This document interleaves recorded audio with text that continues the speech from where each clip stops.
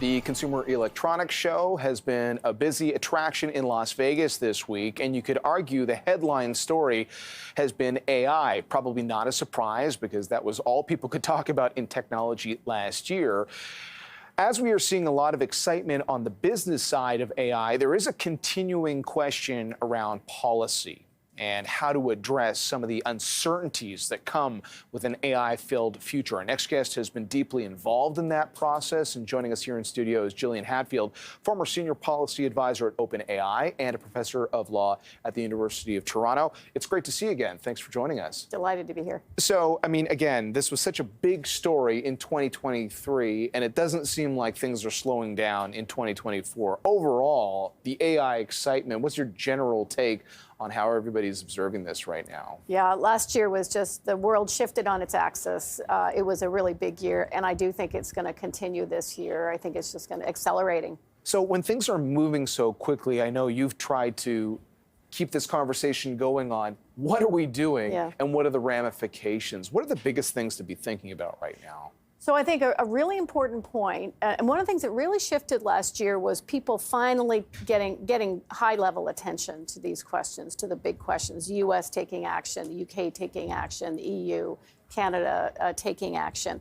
I think the most important thing for us to be doing immediately is with respect to these biggest models, so the GPT-4s and so on, these ones, we need a system that gives our governments greater visibility into what is being built, what it can do, where it's headed, and I think there's a mechanism for doing that. So you've been helping to lead an initiative on creating a registry. Yes. Is that correct? Could you explain how that might work? Sure. So this is a proposal I've made with Tino Cuellar, who's president of the Carnegie Endowment for International Peace, and Tim O'Reilly of O'Reilly Publishing. And the proposal is to create national registries and to require that our largest models right now just need to register with that registry and disclose to government, to that registry, how big they are, how many parameters, how much data, how much compute, what kinds of tests have been done, in order to give government a view of the full landscape of what's out there and to figure out, do we need to put in constraints like don't train on this kind of data, make sure you've done this kind of red teaming test and so on. So it's an initial step to create a registration scheme, much like we require all our corporations to be registered.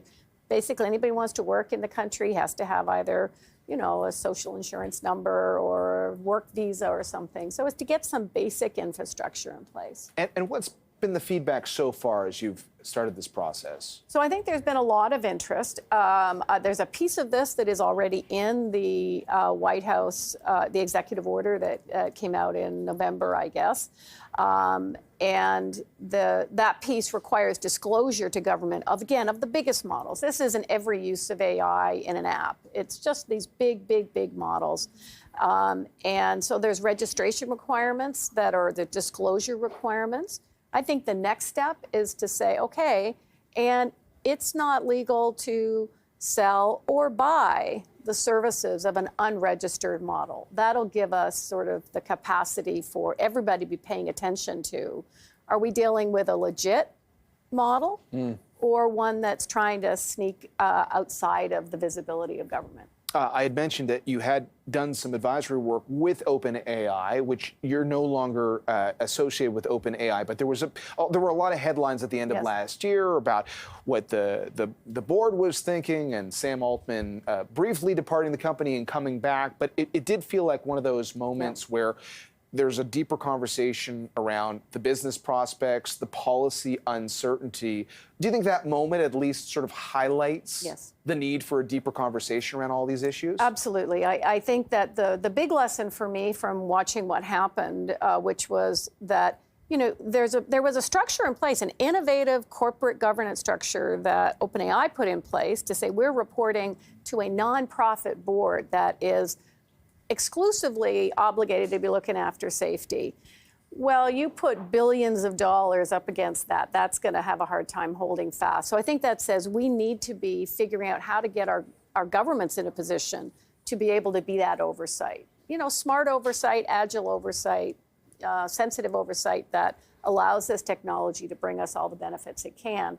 But nonetheless, we clearly have a governance challenge we need to be meeting quick. And what might be some things that boardrooms themselves, if companies are hearing about AI and how it influences their business, and there's a certain level of excitement about that, but this is, being discussed within boardrooms, what are some of the considerations for them to have when they're discussing the ramifications of all of this that might align with some of the work that you're doing right now?